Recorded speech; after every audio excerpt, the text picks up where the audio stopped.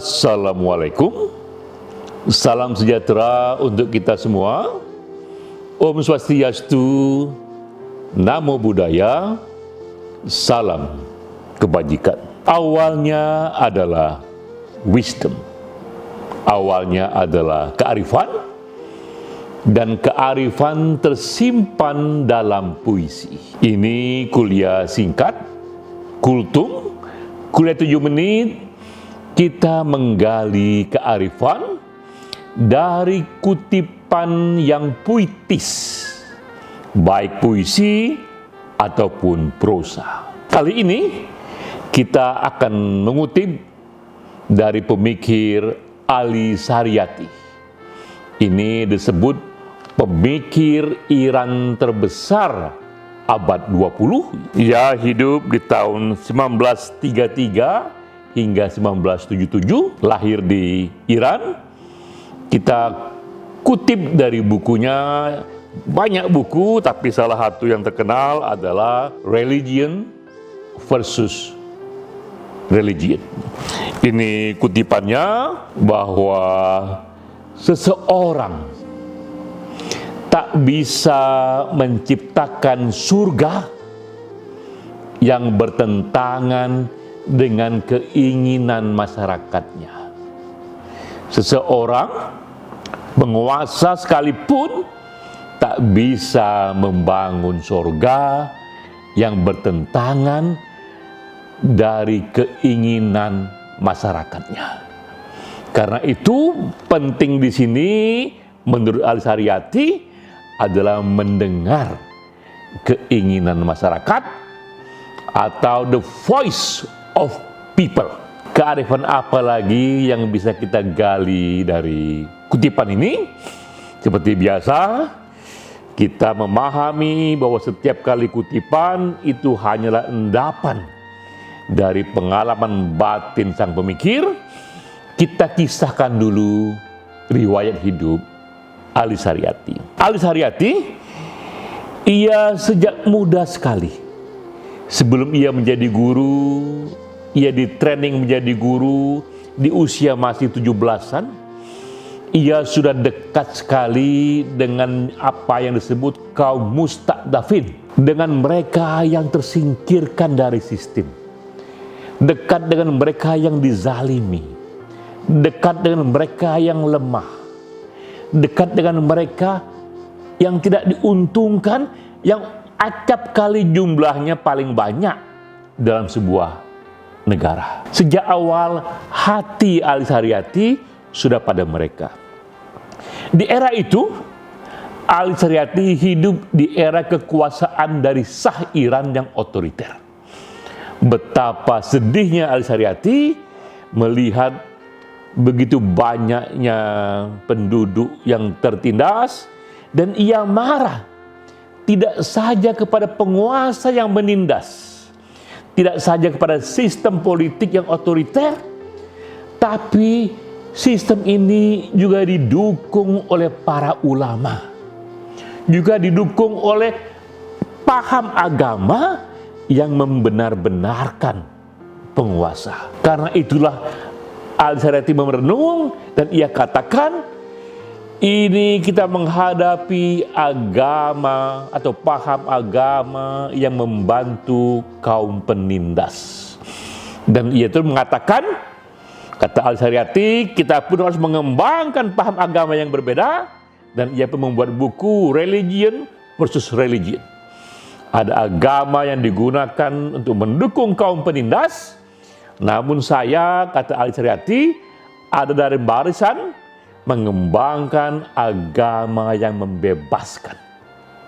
Maka religion versus religion, ada agama bagi kaum penindas, ada agama bagi kaum pembebas. Di Iran kala itu memang yang berkuasa adalah Islam versi Syiah.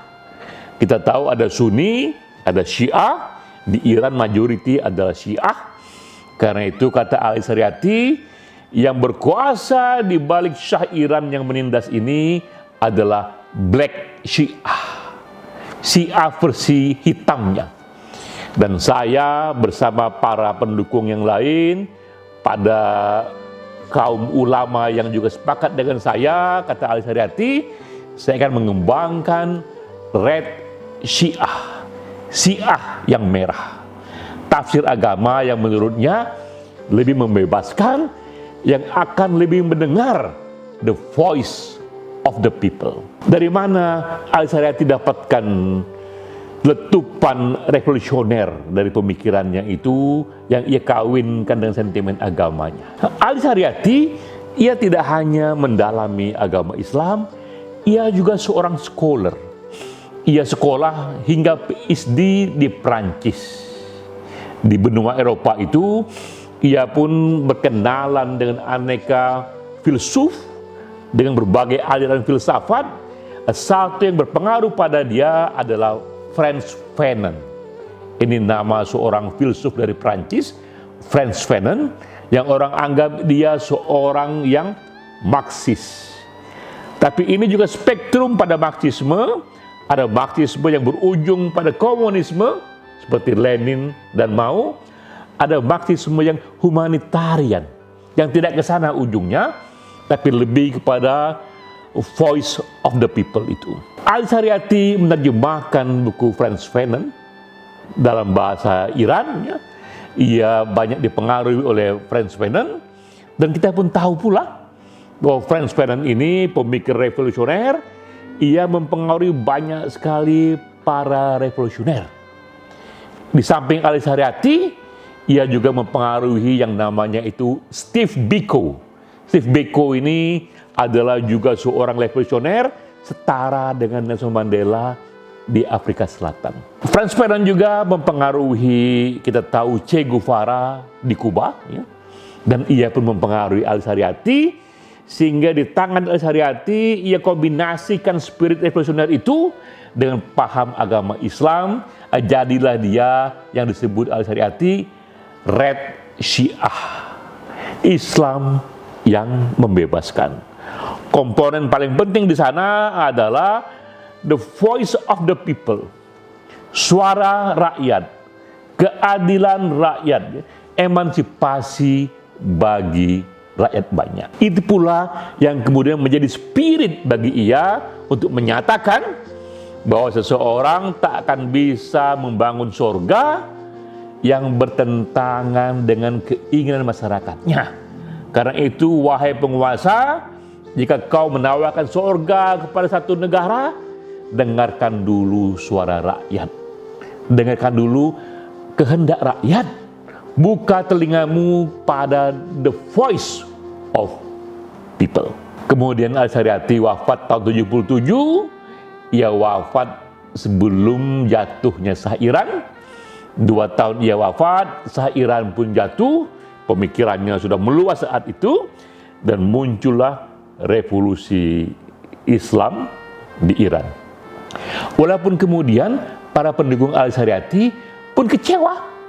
Mereka senang jatuhnya Shah Iran, tapi mereka kecewa bentuk akhir dari revolusi Islam di Iran itu tetap tak hadir apa yang disebut the voice of the people.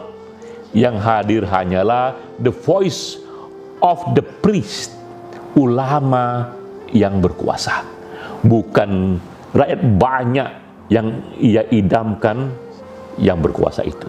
Nah, sekarang di era digital ini, bagaimana cara kita mencari sistem yang sesuai dengan apa yang kata Ali Saryati itu, sistem yang mendengar the voice of the people. Sekarang ini kita tahu Economist Intelligence Unit, ia mengembangkan 4 kategori sistem politik yang sekarang ini berlaku di seluruh dunia. 4 kategori itu, pertama adalah apa yang disebut full demokrasi. Ini sistem politik di mana voice of the people itu dibolehkan bersuara, bahkan kritik pada yang penguasa pun itu dibiarkan, bahkan kaum yang beroposisi pun dibolehkan untuk mengambil kekuasaan. Tak hanya mengkritik kekuasaan, tapi mengambil alih kekuasaan melalui sistem pemilu yang demokratis, sehingga penguasa bahkan bisa diganti oleh mereka yang beroposisi, oleh yang lebih mendengar voice of the people. Itu di sebelah kiri ekstrim, di sebelah kanan ekstrim ada sistem politik yang namanya sistem otoriter. Ini penguasa yang tunggal, di mana tak hanya voice of the people tak didengar, tapi mereka yang mengkritik pun itu bisa dipenjara, bahkan bisa dihilangkan. Ini yang sekarang ada, full demokrasi, full otoriter. Tapi di antara dua sistem ini ada spektrum lain yang kita sebut demokrasi yang setengah matang, demokrasi yang sedang berkembang, ya, disebut flow demokrasi. Full demokrasi, flow demokrasi. Lebih rendah lagi disebut hybrid regime. Ini rezim yang gabungan antara otoriter dengan yang setengah demokrasi. Dalam yang hybrid regime ini, misalnya sudah ada pemilu, sistem otoriter belum ada pemilu, tapi yang hybrid regime sudah ada pemilu, tapi hasil pemilu diatur misalnya. Sementara yang demokrasi setengah matang ini sudah ada pemilu, hasil pemilu tidak diatur, tapi civil liberties, kebebasan tidak penuh. Economist Intelligence Unit menyusun 4 kategori ini. Full demokrasi, flow demokrasi, hybrid regime, otoritarian. Inilah sistem politik yang sekarang ini ada, di mana voice of the people itu paling diekspresikan dalam sistem full of demokrasi. Ini 4 kategori. Nah, sekarang di manakah posisi negara yang majoritinya Muslim? Kita tahu sekarang ini dari data ada sekitar 50 negara yang majoriti populasinya itu Muslim. Di mana posisi mereka? Di mana sistem politik yang berkembang di negara itu? Nah, ini datanya dari Economist Intelligence Unit, ya. Pertama, kategori full demokrasi.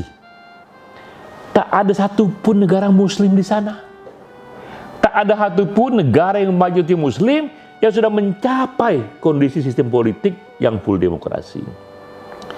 Di bawahnya, yang demokrasi sedang tumbuh setengah matang, flow demokrasi, itu hanya ada 3 negara Muslim saja, yaitu Indonesia, Malaysia, dan Tunisia. Hanya 3 dari 50 negara Muslim yang ada dalam kategori demokrasi yang tengah berkembang. Lalu lebih rendah lagi hybrid regime. Negara yang otoriter tapi sedikit ada pemilu diatur, itu ada 17 negara Muslim dari 50 negara Muslim. Majoriti negara Muslim masih berada di sistem yang otoriter. 30 dari 50 negara Muslim itu masih berada dalam negara otoritarian.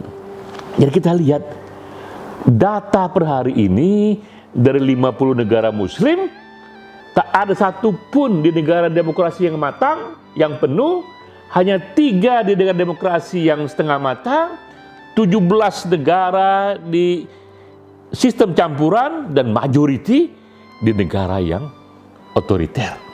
Dan kita pun teringat kembali pada Ali Saryati.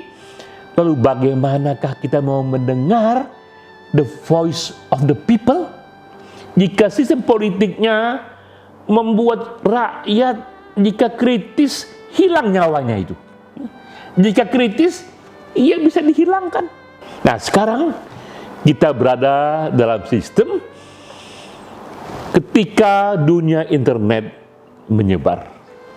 Ketika di tangan kita ada handphone, ketika kita bisa bersuara di sosial media, maka tanpa menunggu dulu apa yang terjadi pada sistem politik yang melingkupi kita, kita sendiri para individu, setelah kita mendengar itu Ali Saryati, maka kita gunakanlah fasilitas yang kita punya, sosial media yang kita punya, untuk menyatakan sendiri sorga yang kita inginkan, untuk menyatakan sendiri cita-cita yang kita inginkan.